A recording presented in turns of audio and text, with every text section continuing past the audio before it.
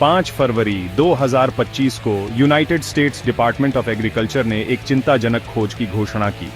H5N1 bird flu virus, खासकर D1 variant Newada में dairy गायों में पाया गया। ये पहली बार था जब ये खास वेरिएंट गायों में मिला। ये वायरस के पक्षियों से स्तनधारियों में जाने की चिंता बढ़ाता है। ये खोज खतरनाक थी क्योंकि ये वायरस के फैलने का एक नया रास्ता दिखाती है। शुरुआत में ये प्रकोप चर्चिल काउंटी, नेवादा के 6 डेयरी झुंडों में पाया गया था, लेकिन पहला केस असल में दिसंबर 2024 में नाई काउंटी में मिला था।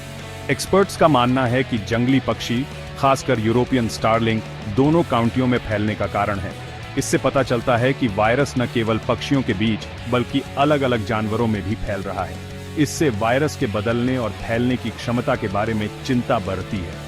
डेयरी गायों में D1 वेरिएंट का मिलना खास तौर पर चिंताजनक है क्योंकि ये एक स्पिलओवर इवेंट हो सकता है। इसका मतलब है कि रोगजनक यानी बर्ड फ्लू वायरस अपने आम मेजबान पक्षियों से एक नई प्रजाति गायों में जा रहा है। ये एक बड़ा बदलाव है क्योंकि ये दिखाता है कि वायरस स्तनधारियों और शायद इंसानों को भी संक्रमित कर सकता है। D1 वेरिएंट चिंता का कारण है क्योंकि ये हाल ही में इंसानों में गंभीर मामलों से जुड़ा है। जनवरी 2025 में लुइसियाना में एक व्यक्ति की इस वेरिएंट से दुखद मृत्यु हो गई। इसी तरह नवंबर 2024 में ब्रिटिश कोलंबिया में एक व्यक्ति इसी वेरिएंट से गंभीर रूप से बीमार हुआ। ये मामले बर्ड फ्लू वायरस के इस खास स्ट्रेन की गंभीरता को दिखाते हैं। H5N1 बर्ड फ्लू वायरस एक तरह का इन्फ्लुएंजा वायरस है जो ज्यादातर पक्षियों को प्रभावित करता है, लेकिन जैसा कि हमने D1 वेरिएंट के साथ देखा, ये बदल सकता है और दूसरी प्रजातियों में जा सकता है। बदलने की ये क्षमता वायरस की एक खासियत है। म्यूटेशन असल में वायरस के जेनेटिक कोड में बदलाव हैं जो बिना किसी वजह से हो सकते हैं। D1 वेरिएंट जेनेटिक रूप से यूएस डेयरी झुंडों में पाए जाने वाले B3.13 जैसे दूसरे स्ट्रेन जैसा है, लेकिन इसमें कुछ अलग म्यूटेशन है। ये म्यूटेशन वायरस के व्यवहार को कई तरह से बदल सकते हैं। ये इसे ज्यादा ट्रांसमिसिबल बना सकते हैं, मतलब ये एक जानवर से दूसरे जानवर में आसानी से फैल सकता है। म्यूटेशन बीमारी की गंभीरता को भी बढ़ा सकते हैं। एक और चिंता यह है कि म्यूटेशन वायरस को मौजूदा एंटीवायरल दवाओं के लिए प्रतिरोधी बना सकते हैं। इससे संक्रमण का इलाज करना बहुत मुश्किल हो जाएगा। वैज्ञानिक लगातार इन म्यूटेशन का अध्ययन कर रहे हैं ताकि समझ सकें कि ये वायरस के फैलने और बीमारी पैदा करने की क्षमता को कैसे प्रभावित कर सकते हैं। ये जानकारी प्रभावी टीके और इलाज विकसित करने के लिए जरूरी है। वायरस के जेनेटिक मेकअप और समय के साथ कैसे बदलता है, इसे समझना कई कारणों से जरूरी है। यह हमें वायरस के फैलाव को ट्रैक करने और नए वेरिएंट की पहचान करने में मदद करता है। साथ ही ये वायरस के इंसानों को संक्रमित करने की क्षमता और इससे होने वाली बीमारी की गंभीरता के बारे में जानकारी देता है। ये ज्ञान प्रभावी जन स्वास्थ्य प्रतिक्रिया विकसित करने के लिए जरूरी है। डेयरी गायों में H5N1 वायरस का मिलना न सिर्फ इंसानों के स्वास्थ्य के लिए बल्कि अर्थव्यवस्था के लिए भी चिंता का विषय है। कृषि क्षेत्र, खासकर डेयरी और पोल्ट्री उद्योग, संभावित व्यवधानों का सामना कर रहे हैं।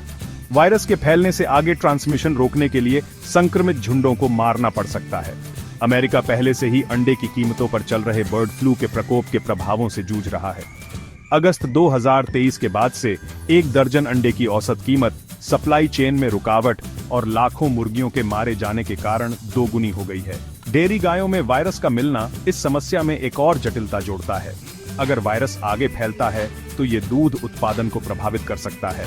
संभावित आर्थिक प्रभाव महत्वपूर्ण है। दूध उत्पादन में कमी से दूध की कीमतें बढ़ सकती हैं और डेयरी उत्पादों की कमी हो सकती है। इसका दूध पर निर्भर दूसरे उद्योगों पर असर पड़ सकता है। ये स्थिति जानवरों के स्वास्थ्य, मानव स्वास्थ्य और अर्थव्यवस्था के आपसी संबंध को रेखांकित करती है। प्रकोप को नियंत्रित करने और इसके प्रभाव को कम करने के लिए अधिकारी कई उपाय कर रहे हैं। इनमें जंगली पक्षियों और पशुओं दोनों की निगरानी बढ़ाना शामिल है। वायरस को फैलने से रोकने के लिए खेतों में बायोसिक्योरिटी उपायों को मजबूत किया जा रहा है। इसमें खेतों के बीच लोगों और उपकरणों की आवाजाही को प्रतिबंधित करना शामिल है। डेयरी गायों में H5N1 bird flu variant D1 का मिलना जूनोटिक बीमारियों के खतरे की याद दिलाता है। ये ऐसी बीमारियां हैं जो जानवरों और इंसानों के बीच फैल सकती हैं। ये हमारी दुनिया में निरंतर सतर्कता और तैयारी के महत्व पर जोर देता है। हालांकि इस प्रकोप से मानव स्वास्थ्य के लिए खतरा कम है, लेकिन सतर्क रहना जरूरी है। यूएसडीए की राष्ट्रीय दूध परीक्षण रणनीति ने नेवादा डेयरी झुंडों में वायरस का जल्दी पता लगाने में महत्वपूर्ण भूमिका निभाई। ये सक्रिय दृष्टिकोण प्रकोपों की पहचान करने और उन्हें जल्दी रोकने में मजबूत निगरानी प्रणालियों के महत्व को दर्शाता है। हालांकि हमेशा सुधार की गुंजाइश होती है। एक्सपर्ट्स नए स्पिलओवर की घटनाओं का तुरंत पता लगाने के लिए सक्रिय और निष्क्रिय निगरानी बढ़ाने की जरूरत पर जोर देते हैं। इसमें संक्रमण के संकेतों के लिए घरेलू पशुओं और वन्य जीवों दोनों की निगरानी करना शामिल है। व्यापक प्रकोप को रोकने के लिए नियंत्रण उपायों को तेजी से और प्रभावी ढंग से लागू करने के लिए जल्दी पता लगाना महत्वपूर्ण है। साथ ही एजेंसियों और शोधकर्ताओं के बीच तेजी से डेटा शेयरिंग जरूरी है। संक्रामक बीमारियों के खिलाफ लड़ाई एक जारी लड़ाई है।